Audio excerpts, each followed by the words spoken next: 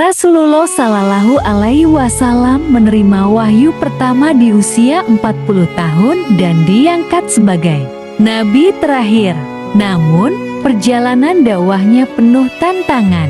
Selama 3 tahun pertama, beliau berdakwah secara sembunyi-sembunyi untuk menghindari perlawanan dari kaum Quraisy yang sangat mempertahankan keyakinan nenek moyang mereka. Pada suatu malam di bulan Ramadan, saat Rasulullah Shallallahu Alaihi Wasallam menyepi di Gua Hiro, malaikat Jibril datang membawa wahyu. Iqra bismi rabbika alladzi halaq. Bacalah dengan menyebut nama Tuhanmu yang menciptakan. QS Al-Alaq. 1. Beliau gemetar dan segera pulang kepada Khadijah binti Khuwailid. Khadijah kemudian membawa beliau ke Warakah bin Naufal, seorang pendeta Nasrani, yang menegaskan bahwa beliau adalah utusan Allah dan akan menghadapi banyak tantangan.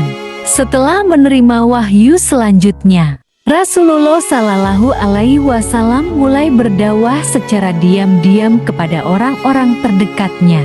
Istri Rasulullah Shallallahu Alaihi Wasallam adalah orang pertama yang masuk Islam. Keponakan beliau yang saat itu masih anak-anak menerima Islam dengan keyakinan penuh. Sahabat setia Rasulullah Shallallahu Alaihi Wasallam, Abu Bakar, segera menerima Islam dan berhasil mengajak beberapa orang lainnya masuk Islam, termasuk Utsman bin Affan, Zubair bin Awam, Abdurrahman bin Auf, Sa'ad bin Abi Waqqas, dan Talha bin Ubaidillah. Rumah Arkam bin Abi Arkam, markas dakwah rahasia. Ketika jumlah muslim bertambah, Rasulullah Shallallahu Alaihi Wasallam memilih rumah Arkam bin Abi Arkam sebagai tempat berkumpul dan belajar Islam secara rahasia. Di tempat inilah beliau membina para sahabat dengan ajaran tauhid, mengajarkan Al-Quran, dan membangun kekuatan iman mereka. Meskipun dilakukan secara sembunyi-sembunyi, dakwah Rasulullah Shallallahu Alaihi Wasallam tetap mendapat pengawasan dan tekanan dari kaum Quraisy. Kaum Quraisy mulai mencurigai perubahan dalam masyarakat Makkah dan menyebarkan fitnah tentang Rasulullah Shallallahu Alaihi Wasallam. Budak yang masuk Islam mengalami penyiksaan berat, seperti Bilal bin Rabah yang disiksa oleh tuannya Umayyah bin Khalaf dengan batu besar di padang pasir. Namun, Bilal tetap bertahan sambil mengucapkan, "Ahad, Ahad, Allah Maha Esa." Para pedagang muslim diancam agar meninggalkan Islam jika ingin tetap berbisnis dengan kaum Quraisy. Meskipun menghadapi tekanan besar, Rasulullah Shallallahu Alaihi Wasallam tetap teguh. Setelah 3 tahun berdakwah secara rahasia, turun perintah Allah untuk berdakwah secara terbuka. Wa anzir ashiratakal akrabin, dan berilah peringatan kepada kerabat-kerabatmu yang terdekat. QS Aksi Syuara 214. Dengan perintah ini, Rasulullah Shallallahu Alaihi Wasallam mengumpulkan Bani Hasyim dan mulai menyeru Islam secara terang-terangan. Perjalanan dakwah Rasulullah Shallallahu Alaihi Wasallam di 3 tahun pertama menunjukkan strategi, kesabaran, dan keteguhan iman. Dengan bimbingan Allah, Islam tetap berkembang meskipun menghadapi rintangan. Untuk mengetahui kelanjutan perjuangan Rasulullah Shallallahu Alaihi Wasallam, subscribe channel ini agar tidak ketinggalan kisah-kisah inspiratif lainnya. Jangan lupa like, share, dan komen agar semakin banyak orang yang mengetahui kisah perjuangan Rasulullah Shallallahu Alaihi Wasallam. Setelah 3 tahun berdakwah secara sembunyi-sembunyi, Rasulullah Shallallahu Alaihi Wasallam mendapat perintah dari Allah untuk menyampaikan Islam secara terbuka. Namun, dakwah ini mendapatkan perlawanan keras dari kaum Quraisy yang merasa terancam. Selama 3 tahun pertama, Rasulullah Shallallahu Alaihi Wasallam berdakwah secara diam-diam.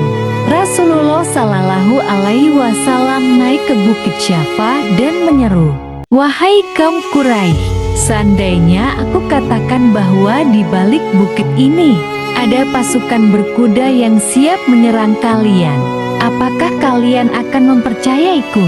Mereka menjawab, "Tentu, kami belum pernah mendapati engkau berdusta."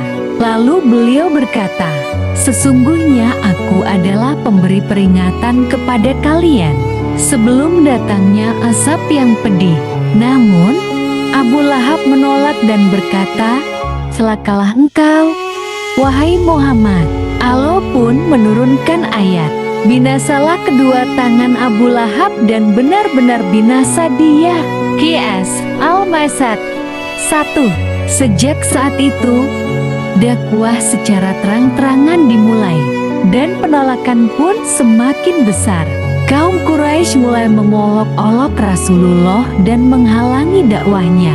Saat beliau syalat di Ka'bah, Uqbah bin Abi Mu'ayth melemparkan kotoran unta ke punggungnya. Uqbah bin Abi Mu'ayth juga pernah menjerat leher beliau dengan kain saat syalat, hingga hampir pingsan. Dihina sebagai penyihir dan orang gila, mereka menuduh beliau membawa ajaran sesat dan mengganggu keharmonisan suku mereka. Namun, Rasulullah Shallallahu Alaihi Wasallam tetap sabar dan tidak membalas mereka dengan kejahatan. Selain Rasulullah Shallallahu Alaihi Wasallam, para sahabat juga mengalami siksaan. Bilal bin Rabah disiksa dengan dijemur di bawah terik matahari dan ditindih batu besar, namun tetap berkata Ahad, Ehad Allah Maha Esa. Ammar bin Yasir dan Sumayyah. Yasir dan Sumayyah dibunuh oleh Abu Jahal, menjadikan Sumayyah syahid pertama dalam Islam. Habab bin Al-Arad dipaksa berbaring di atas bara api hingga punggungnya terbakar. Karena siksaan semakin berat, Rasulullah Shallallahu Alaihi Wasallam mengizinkan beberapa sahabat hijrah ke Habasyah, di mana mereka diterima oleh Raja Najasyi. Mereka meminta Abu Talib menghentikan Rasulullah Shallallahu Alaihi Wasallam, namun Rasulullah Shallallahu Alaihi Wasallam berkata, "Jika mereka meletakkan matahari di tangan kananku dan bulan di tangan kiriku, aku tidak akan meninggalkan dakwah ini." Rasulullah Shallallahu Alaihi Wasallam menolak tawaran Quraisy untuk menjadi raja atau diberikan harta, karena dakwahnya bukan demi dunia. Quraisy memboikot Rasulullah Shallallahu Alaihi Wasallam dan keluarganya selama 3 tahun. Akibatnya, mereka mengalami kelaparan dan kesulitan. Namun, boikot akhirnya dibatalkan setelah beberapa pemuka Quraisy menentangnya. Karena semakin terancam, Rasulullah Shallallahu Alaihi Wasallam dan kaum muslimin akhirnya hijrah ke Madinah, tempat Islam berkembang pesat. Dakwah Rasulullah Shallallahu Alaihi Wasallam penuh rintangan. Namun berkat kesabaran dan pertolongan Allah, Islam terus berkembang. Jika Anda ingin lebih banyak kisah inspiratif seperti ini, jangan lupa like, subscribe, dan share channel Dedi Purnomo 710 untuk mendukung penyebaran ilmu yang bermanfaat. Jazakumullahu khairan. Ketika Rasulullah Shallallahu Alaihi Wasallam mulai menyebarkan Islam di Mekah, banyak orang Quraisy yang menolak dakwah beliau. Mereka melihat ajaran Islam sebagai ancaman terhadap tradisi penyembahan berhala dan kedudukan sosial mereka. Akibatnya, banyak sahabat Rasulullah Shallallahu Alaihi Wasallam yang mengalami penyiksaan berat hanya karena mereka beriman kepada Allah. Allah berfirman dalam Qs Al-Ankabut 2-3, apakah manusia mengira bahwa mereka akan dibiarkan hanya dengan mengatakan, "Kami telah beriman," dan mereka tidak diuji? Dan sungguh, kami telah memuji orang-orang sebelum mereka. Maka Allah pasti mengetahui orang-orang yang benar dan orang-orang yang berdusta. Quraisy mulai menentangnya. Mereka tidak hanya mencemooh, tetapi juga menggunakan kekerasan untuk menekan pengikut Islam. Orang-orang miskin dan budak adalah yang paling menderita. Bilal bin Rabah radhiyallahu anhu adalah seorang budak yang memeluk Islam. Majikannya, Umayyah bin Khalaf, sangat marah dan menyiksanya dengan kejam. Bilal ditelanjangi dan dijemur di tengah padang pasir Mekah yang panas. Sebuah batu besar diletakkan di dadanya agar ia mau kembali kepada berhala. Namun, Bilal hanya mengucapkan Ahad, Ahad, Allah Maha Esa. Akhirnya, Abu Bakar As-Siddiq radhiyallahu anhu menebus Bilal dan membebaskannya dari perbudakan. Keluarga Yasir termasuk orang-orang pertama yang masuk Islam dan mengalami penyiksaan berat. Yasir, kepala keluarga, disiksa hingga meninggal dunia.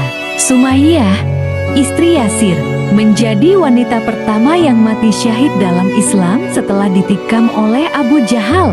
Ammar bin Yasir, anak mereka, disiksa begitu parah hingga terpaksa mengucapkan kata-kata kufur di bawah tekanan. Namun, Rasulullah Shallallahu Alaihi Wasallam menghiburnya dengan firman Allah dalam Qs.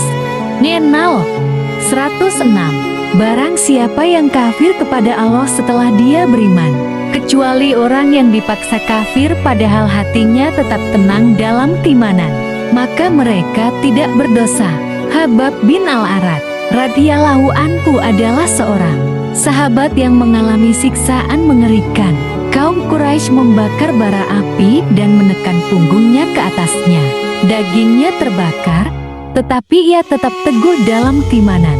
Ketika mengadu kepada Rasulullah Sallallahu Alaihi Wasallam, beliau bersabda, orang-orang sebelum kalian ada yang digergaji hingga terbelah dua, tetapi mereka tetap teguh dalam iman. Demi Allah, agama ini pasti akan menang. Hadis riwayat Bukhari. Sebagai orang terpandang di Mekah, Abu Bakar banyak membantu kaum muslimin. Ia membeli dan membebaskan budak-budak muslim yang disiksa, termasuk Bilal. Suatu hari, ia membela Rasulullah Sallallahu Alaihi Wasallam yang sedang dipukuli oleh Quraisy. Akibatnya, Abu Bakar sendiri dipukuli hingga wajahnya berlumuran darah. Rasulullah Sallallahu Alaihi Wasallam berasal dari Bani Hashim, suku terhormat di Mekah. Paman beliau, Abu Talib, selalu melindungi beliau meskipun tidak masuk Islam. Ketika Abu Talib wafat, kaum Quraisy semakin berani menyakiti Rasulullah Sallallahu Alaihi Wasallam. Jangan lupa like, comment, dan subscribe channel Edi Purnomo 710 untuk mendapatkan lebih banyak kisah inspiratif Islami. Pada tahun kelima kenabian, kaum muslimin menghadapi penyiksaan dan tekanan yang semakin berat dari kaum Quraisy di Mekah. Rasulullah Sallallahu Alaihi Wasallam dengan izin Allah mengarahkan sebagian sahabat untuk berhijrah ke Habasyah, sebuah negeri yang dipimpin oleh Raja Adil Najasyi. Pada bulan Rajab tahun kelima kenabian, 12 pria dan 4 wanita berhijrah secara diam-diam. Beberapa di antaranya, Utsman bin Affan dan istrinya, Ruqayyah, putri Rasulullah, Ja'far bin Abi Thalib, Abdurrahman bin Auf, Zubair bin Awam, Abdullah bin Mas'ud. Mereka menempuh perjalanan hingga ke tepi pantai, lalu menaiki kapal dagang yang menuju Habasyah. Dengan izin Allah, mereka tiba di sana dengan selamat. Setibanya di Habasyah, kaum muslimin memohon perlindungan kepada Raja Najasyi. Namun, kaum Quraisy tidak tinggal diam. Mereka mengirim Amr bin Al-As dan Abdullah bin Abi Rabi'ah dengan hadiah untuk Najasyi, berharap raja akan mengusir kaum muslimin.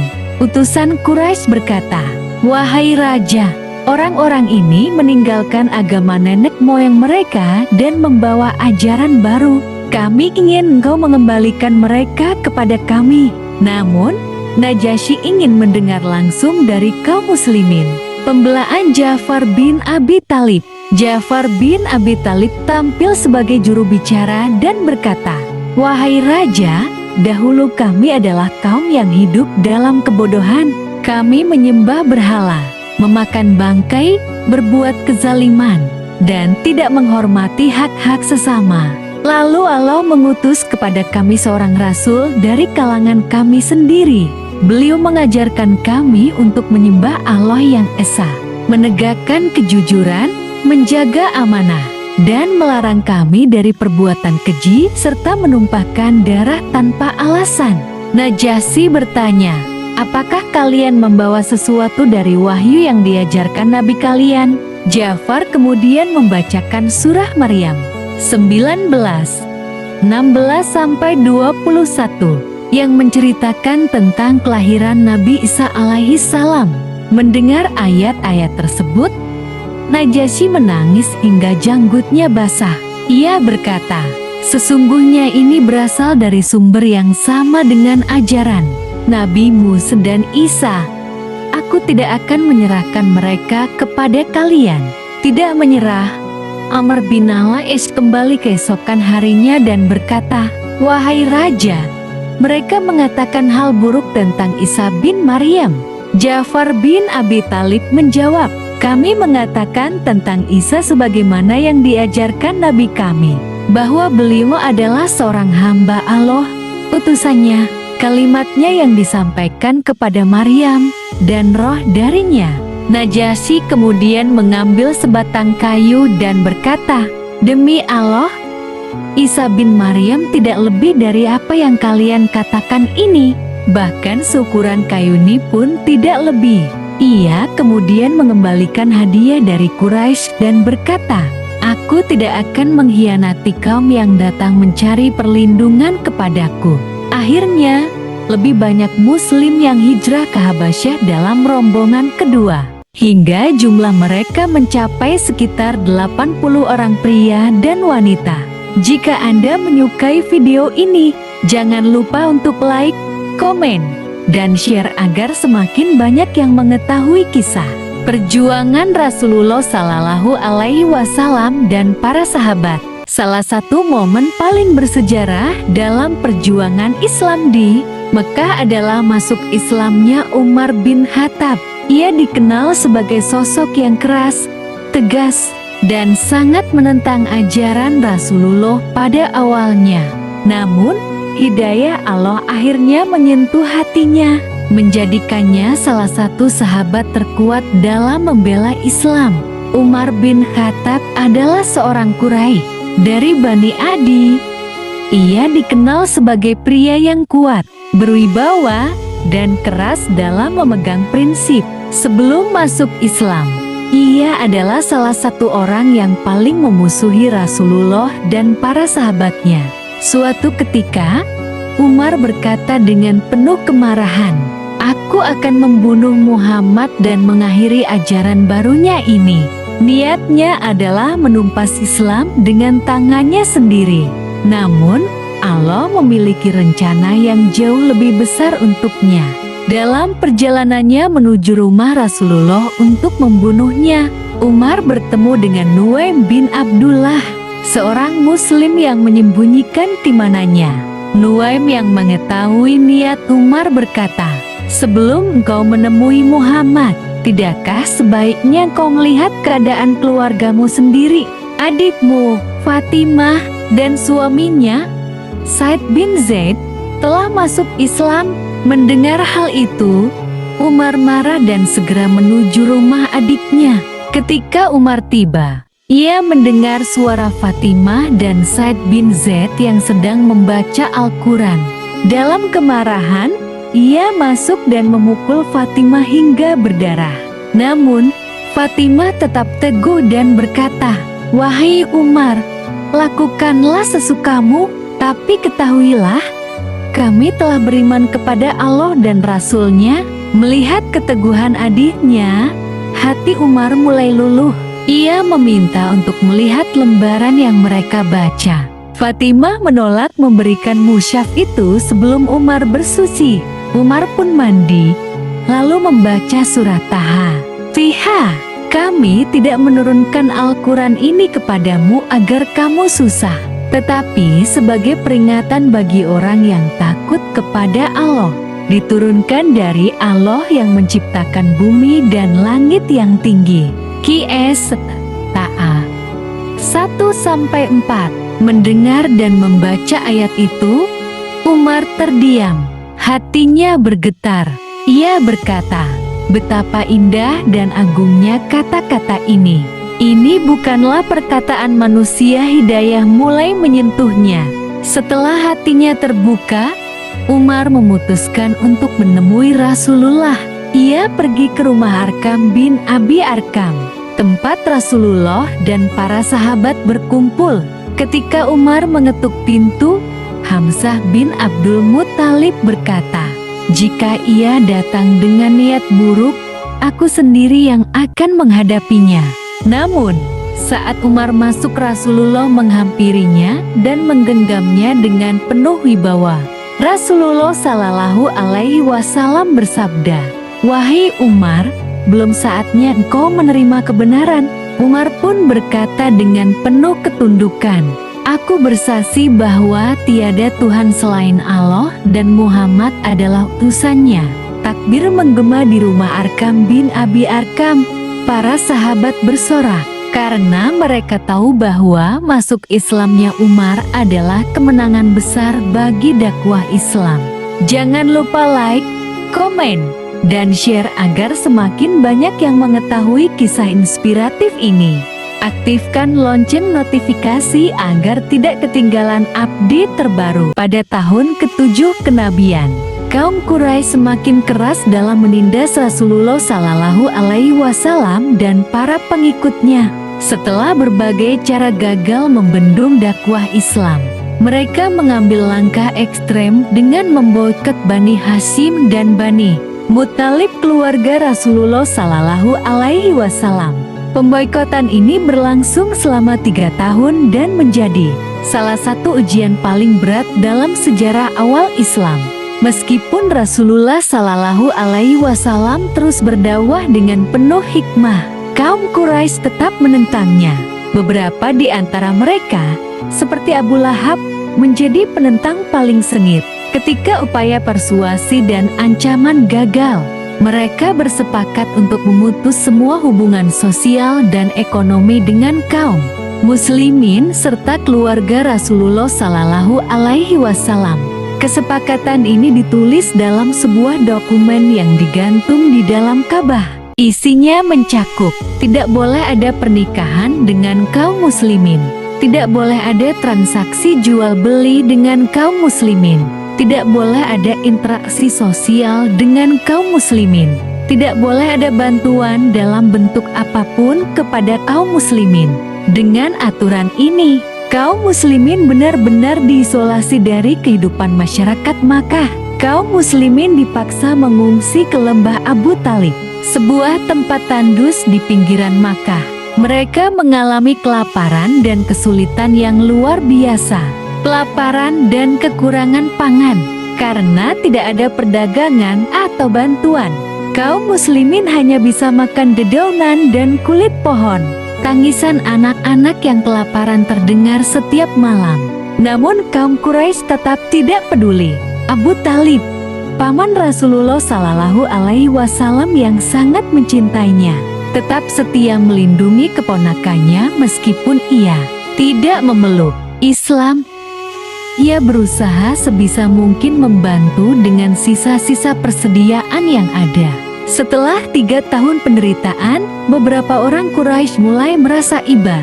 Mereka menyadari bahwa tindakan pemboikotan ini terlalu kejam. 5 orang bangsawan Quraisy, yaitu Hisham bin Amr, Zuhair bin Abi Umayyah, Mutim bin Adi, Abul Bukhturi bin Hisham, dan Zam'ah bin Aswad, bersepakat untuk mengakhiri pemboikotan. Ketika mereka menghadap pemimpin Quraisy, mereka menemukan bahwa dokumen pemboikotan yang disimpan di Ka'bah telah dimakan rayap, menyisakan hanya bagian yang menyebut nama Allah. Ini menjadi tanda bahwa Allah telah menghapus ketidakadilan mereka. Dengan tekanan dari para pembesar yang masih memiliki hati nurani, pemboikotan dibatalkan. kaum muslimin bisa kembali ke Makkah. Tetapi ujian lain segera datang, tahun kesedihan Amul Hazn, di mana Abu Talib dan Khadijah, istri tercinta Rasulullah Shallallahu Alaihi Wasallam, meninggal dunia. Pemboikotan di lembah Abu Talib adalah ujian berat bagi Rasulullah Shallallahu Alaihi Wasallam dan para sahabat. Namun, dengan kesabaran dan keteguhan iman, mereka berhasil melewatinya. Peristiwa ini menunjukkan bahwa perjuangan menegakkan kebenaran membutuhkan pengorbanan besar, tetapi pertolongan Allah pasti datang bagi mereka yang bersabar. Jangan lupa untuk like, share, dan subscribe agar semakin banyak orang yang mengetahui kisah perjuangan Rasulullah Shallallahu Alaihi Wasallam dan para sahabat. Pada tahun ke-10 kenabian, Rasulullah Shallallahu Alaihi Wasallam menghadapi ujian yang sangat berat dengan wafatnya dua orang terdekat dan paling mendukung dakwahnya, Khadijah binti Khuwailid dan Abu Talib. Tahun ini dikenal sebagai Am Al-Hazn atau tahun kesedihan karena kehilangan besar yang dialami Rasulullah. Khadijah adalah istri pertama Rasulullah dan orang yang pertama kali beriman kepada risalahnya. Beliau selalu mendukung perjuangan Nabi, baik secara emosional, moral, maupun materi. Dalam masa-masa sulit di lembah Abu Talib selama 3 tahun, Khadijah tetap setia menemani Rasulullah Shallallahu Alaihi Wasallam. Namun, kesehatan Khadijah semakin menurun. Tidak lama setelah pemboikotan berakhir, pada tahun ke-10 kenabian, Khadijah jatuh sakit dan akhirnya wafat. Rasulullah Shallallahu Alaihi Wasallam sangat berduka atas kepergian istri tercintanya. Diriwayatkan dalam Sunan Al-Kubra Al-Baihaqi 7/240 bahwa Rasulullah Shallallahu Alaihi Wasallam bersabda, Allah tidak memberiku pengganti yang lebih baik dari Khadijah. Dia beriman kepadaku ketika orang-orang mengingkariku. Dia membenarkanku saat mereka mendustakanku. Dia membantuku dengan hartanya ketika orang lain menahannya dariku. Dan darinya Allah memberiku keturunan. Abu Talib adalah paman Rasulullah yang selalu melindunginya dari gangguan kaum Quraisy. Meskipun tidak masuk Islam, Abu Talib memainkan peran penting dalam menjaga keselamatan Rasulullah dari ancaman kaum kafir Quraisy. Ketika Abu Talib sakit keras dan berada di ambang kematian, Rasulullah Shallallahu Alaihi Wasallam datang menemuinya dan membujuknya untuk mengucapkan kalimat tauhid. Wahai paman, ucapkanlah la ilaha illallah, satu kalimat yang akan aku jadikan hujah untukmu di hadapan Allah. Hadis riwayat Bukhari nomor 1360, Muslim nomor 24. Namun, Abu Talib tetap bertahan dengan keyakinan kaumnya dan akhirnya meninggal dalam keadaan musyrik. Hal ini sangat menyedihkan Rasulullah. Allah kemudian menurunkan ayat berikut, sesungguhnya kamu Muhammad tidak dapat memberi petunjuk kepada siapa yang kamu kehendaki, tetapi Allah memberi petunjuk kepada siapa yang Dia kehendaki. Qiyas Al-Qasas 56. Setelah wafatnya Abu Talib, perlindungan yang diberikan oleh sukunya melemah, sehingga orang-orang Quraisy semakin berani menyakiti Rasulullah Shallallahu Alaihi Wasallam. Salah satu peristiwa yang mencerminkan dampak dari wafatnya Abu Talib adalah ketika Rasulullah pergi ke Taif untuk mencari perlindungan dan dukungan. Namun, penduduk Taif justru memperlakukannya dengan sangat kasar, melemparinya dengan batu hingga beliau terluka. Meskipun menghadapi kesedihan yang mendalam, Rasulullah tetap tegar dalam menjalankan dakwahnya. Ia terus menyeru manusia kepada Islam dengan penuh kesabaran. Allah kemudian memberikan hiburan kepada Rasulullah dengan peristiwa Isra Miraj. yang menjadi penguat hati beliau di tengah cobaan yang berat. Jangan lupa tekan tombol subscribe, like, dan share agar semakin banyak yang mengetahui kisah-kisah penuh hikmah ini. Dukunganmu sangat berarti untuk menyebarkan dakwah Islam. Perjalanan Rasulullah Shallallahu Alaihi Wasallam ke Taif adalah salah satu peristiwa yang paling menyedihkan dalam sejarah dakwah Islam. Dalam kondisi terisolasi di Makkah, beliau mencari perlindungan dan dukungan di Taif. Namun yang beliau dapatkan justru perlakuan yang sangat kejam. Taif sebuah kota yang terletak sekitar 60 km dari Makkah. Taif saat itu dihuni oleh Bani Sakif, salah satu suku besar di Jazirah Arab. Rasulullah Shallallahu Alaihi Wasallam berharap bahwa mereka akan menerima Islam atau setidaknya memberikan tempat yang aman baginya untuk berdakwah. Rasulullah pergi bersama sahabatnya, Zaid bin Haritsah, dengan berjalan kaki menempuh perjalanan yang berat di bawah terik matahari. Setibanya di Taif, beliau mulai berdakwah kepada para pemuka suku Sakif, menjelaskan ajaran Islam dan mengajak mereka untuk beriman kepada Allah. Namun, bukannya mendapatkan sambutan baik. Rasulullah Shallallahu Alaihi Wasallam justru menghadapi penolakan keras dari 3 pemimpin utama Taif, Abdu Yalail bin Amr, Mas'ud bin Amr, Habib bin Amr. Mereka tidak hanya menolak dakwah beliau, tetapi juga menghina dan mengejeknya dengan kata-kata kasar. Bahkan, mereka menghasut penduduk Taif untuk mengusir Rasulullah dari kota mereka. Ketika Rasulullah meninggalkan Taif, penduduknya berkumpul di jalanan dan mulai melempari beliau dengan batu. Zaid bin Haritsah berusaha melindungi beliau dengan tubuhnya. Namun tetap saja luka-luka akibat lemparan batu tak terhindarkan. Dalam keadaan terluka, tubuh penuh dengan darah, Rasulullah berjalan keluar dari Taif dengan hati yang sangat sedih.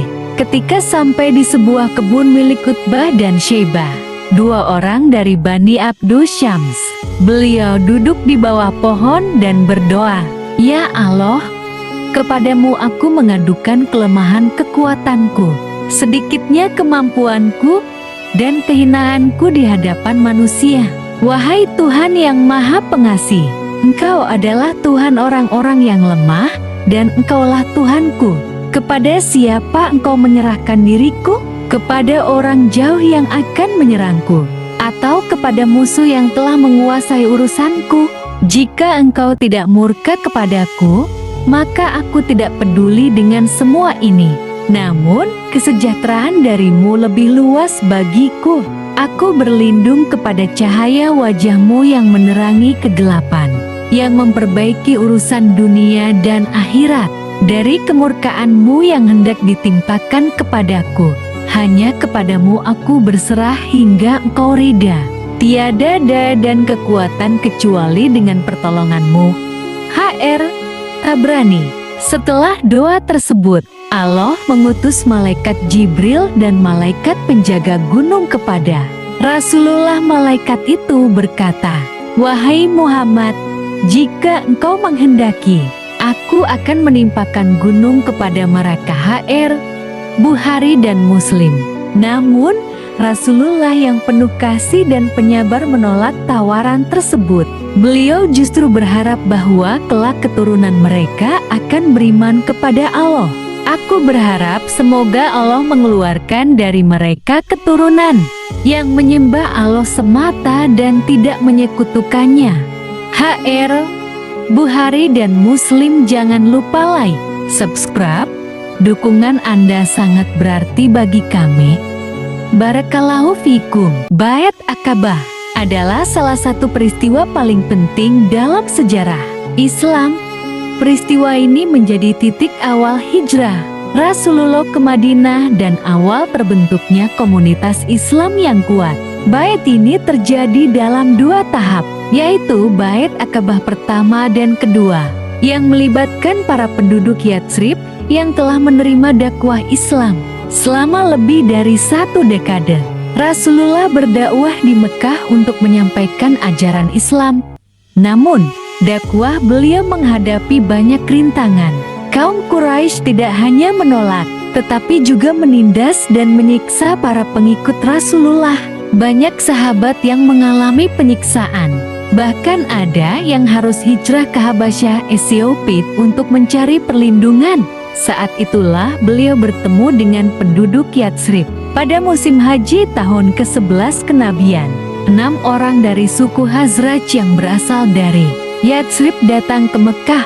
Mereka mendengar tentang Rasulullah Shallallahu Alaihi Wasallam dan ajaran Islam. Rasulullah menjelaskan ajaran Islam kepada mereka dan membacakan beberapa ayat Al-Quran. Hati mereka tersentuh dan mereka pun menerima Islam. 6 orang itu kemudian kembali ke Yatsrib dan mulai berdakwah di sana. Tahun berikutnya, pada musim haji tahun ke-12 kenabian, jumlah kaum muslimin dari Yatsrib bertambah. Sebanyak 12 orang datang ke Mekah untuk bertemu dengan Rasulullah. Mereka berbaik bersumpah setia kepada beliau di Akabah. Isi dari bait Akabah pertama ini adalah: pertama, tidak akan menyekutukan Allah dengan sesuatu apapun. Kedua, tidak akan mencuri. Ketiga, tidak akan berzina. Keempat, tidak akan membunuh anak-anak mereka. Kelima, tidak akan melakukan kebohongan atau fitnah. Setelah berbayat, Rasulullah Shallallahu Alaihi Wasallam mengutus Mus'ab bin Umair ke Yatsrib untuk mengajarkan Islam kepada mereka dan menyebarkan dakwah. Setahun kemudian, pada musim haji tahun ke-13 kenabian, delegasi dari Yatsrib kembali datang ke Mekah. Kali ini jumlah mereka lebih banyak, yaitu sekitar 75 orang, 73 laki-laki dan 2 perempuan. Mereka bertemu dengan Rasulullah secara rahasia di Akabah pada malam hari. Dalam pertemuan ini, mereka berbait kepada Rasulullah Shallallahu Alaihi Wasallam dengan sumpah yang lebih besar dari sebelumnya. Isi dari bait Akabah kedua adalah: pertama, mereka berjanji untuk mendengar dan taat kepada Rasulullah Shallallahu Alaihi Wasallam dalam segala keadaan. Kedua, mereka akan menolong Rasulullah Shallallahu Alaihi Wasallam sebagaimana mereka menolong keluarga mereka sendiri. Ketiga, mereka siap berperang melindungi Islam dan Rasulullah Shallallahu Alaihi Wasallam, meskipun harus mengorbankan nyawa. Keempat, mereka akan menegakkan Islam di Yatsrib dan membangun masyarakat Islam yang kuat. Penduduk Yatsrib mulai menerima ajaran Islam dengan lebih luas, dan kota tersebut menjadi tempat yang aman bagi kaum muslimin. Kaum Quraisy mulai mengetahui adanya perjanjian ini dan merasa terancam. Mereka semakin meningkatkan tekanan kepada Rasulullah dan para sahabat. Rasulullah Shallallahu Alaihi Wasallam mendapatkan dukungan dari penduduk Yatsrib, yang kemudian menjadi Madinah kota pertama dalam sejarah Islam. Jangan lupa like, komen, dan subscribe agar tidak ketinggalan kisah sejarah Islam lainnya. Hijrah Rasulullah Shallallahu Alaihi Wasallam dari Mekah ke Madinah merupakan salah satu peristiwa paling penting dalam sejarah Islam. Peristiwa ini tidak hanya menandai perubahan besar bagi kaum muslimin, tetapi juga menjadi awal dari terbentuknya masyarakat Islam yang lebih kuat dan berdaulat. Hijrah terjadi pada tahun 622 dan menjadi titik awal penanggalan dalam kalender Islam, yaitu kalender Hijriyah. Sebelum hijrah, kaum muslimin di Mekah mengalami tekanan dan penganiayaan yang luar biasa dari kaum Quraisy. Para sahabat seperti Bilal bin Rabah, Ammar bin Yasir, dan Sumayyah binti Khayyat mengalami siksaan yang sangat berat. Rasulullah Shallallahu Alaihi Wasallam sendiri pun tidak luput dari ancaman pembunuhan. Ketika Islam mulai menyebar keluar Mekah, sekelompok penduduk Yatsrib Madinah datang ke Mekah untuk berbaiat kepada Rasulullah Shallallahu Alaihi Wasallam. Bait Akabah pertama dan kedua menjadi titik awal bagi hijrah kaum muslimin ke Madinah. Perintah hijrah dan strategi Rasulullah Sallallahu Alaihi Wasallam. Allah SWT memerintahkan Rasulullah untuk berhijrah sebagaimana firman-Nya dalam Al-Quran, dan orang-orang yang berhijrah karena Allah setelah mereka dianiaya, pasti kami akan memberikan tempat yang baik kepada mereka di dunia, dan pahala di akhirat lebih besar kalau mereka mengetahui. Qs Yenal 41. Mengetahui rencana hijrah, kaum Quraisy bersekongkol untuk membunuh Rasulullah Sallallahu Alaihi Wasallam. Mereka berkumpul di Darun Nadwah dan menyusun strategi untuk menghabisi beliau dalam tidurnya. Namun, dengan izin Allah, Rasulullah Sallallahu Alaihi Wasallam bersama sahabat setianya, Abu Bakar As-Siddiq, berhasil keluar dari rumah dengan selamat. Rasulullah Sallallahu Alaihi Wasallam dan Abu Bakar tidak langsung menuju Madinah, tetapi terlebih dahulu bersembunyi di Gua Sur selama 3 hari. Dalam kondisi genting, kaum Quraisy hampir menemukan mereka, tetapi Allah SWT melindungi mereka dengan cara yang luar biasa. Abu Bakar berkata dengan penuh kecemasan, "Wahai Rasulullah, seandainya mereka menundukkan kepala, pasti mereka melihat kita." Namun, Rasulullah menenangkannya dengan berkata, "Jangan bersedih, sesungguhnya Allah bersama kita." Qs atau bab 40. Setelah keadaan aman, mereka melanjutkan perjalanan menuju Madinah. Selama perjalanan, mereka melewati berbagai tempat, termasuk Kuba, di mana Rasulullah mendirikan masjid pertama dalam Islam. Ketika Rasulullah Sallallahu Alaihi Wasallam tiba di Madinah, penduduk Madinah menyambutnya dengan sukacita. Anak-anak dan kaum wanita melantunkan syair terkenal, "Talal Badru Alaina min Saniyatil Wada." Hijrah ini menjadi awal dari pembentukan masyarakat Islam yang kuat. Rasulullah segera membangun masjid Nabawi dan mempersaudarakan kaum Muhajirin dan Ansyar. Hijrah ke Madinah bukan sekadar perpindahan fisik, tetapi merupakan langkah strategis dalam dakwah Islam. Peristiwa ini mengajarkan tentang kesabaran, strategi, dan keteguhan iman dalam menghadapi ujian. Semoga kisah hijrah ini semakin memperkuat keimanan kita dan memberikan inspirasi untuk selalu berjuang di jalan Allah. Jangan lupa subscribe, like jika kamu suka video ini. Barakallahu fikum.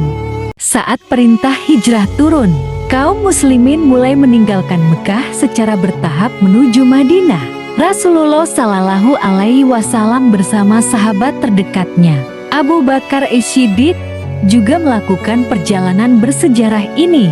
Perjalanan yang penuh dengan tantangan dan bahaya ini berlangsung selama kurang lebih 2 minggu.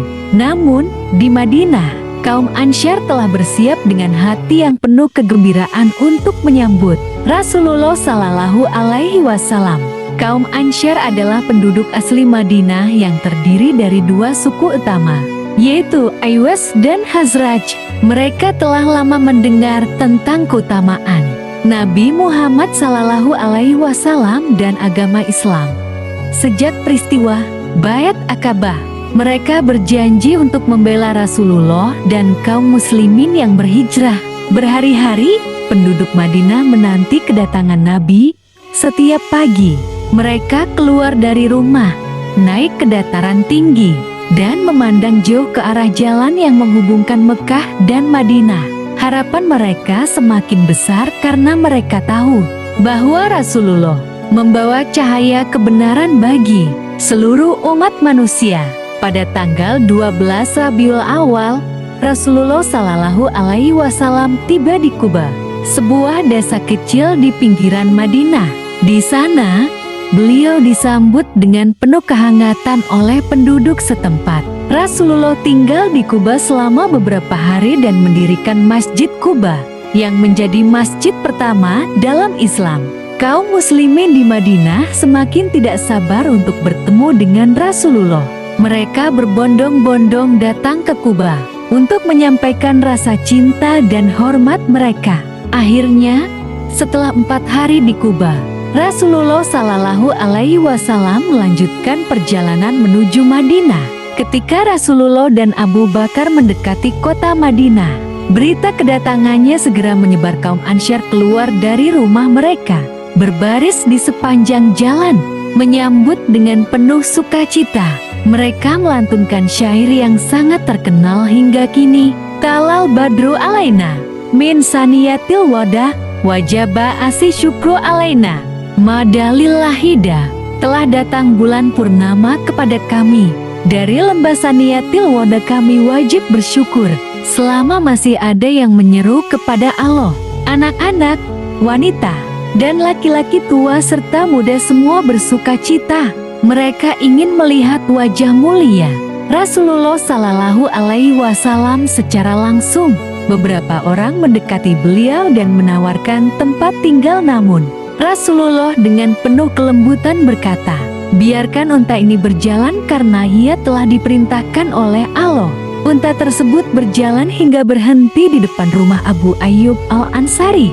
Maka di rumah Abu Ayyub inilah Rasulullah tinggal selama beberapa waktu sebelum pembangunan Masjid Nabawi selesai. Setelah tiba di Madinah, Rasulullah Shallallahu Alaihi Wasallam segera mengambil langkah penting dalam membangun masyarakat Islam.